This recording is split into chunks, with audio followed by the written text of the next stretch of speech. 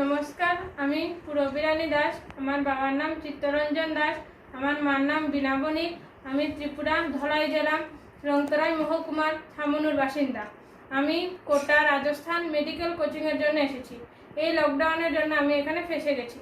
আমাদের হোস্টেলে 85 জন ছাত্রী ছিল, এর মধ্যে এখন 14 জন ছাত্রী আছে। সব রাজ্য সরকার তাদের ছাত্রছাত্রীকে নিয়ে গেছে। আমি আমার হোস্টেলে ত্রিপুরা থেকে একলা। এইদিকে আবার ঘর ভাড়ার জন্য অনেক মানসিকভাবে চাপ দেওয়া হচ্ছে। আমি মানসিকভাবে খুবই ভেঙে পড়েছি।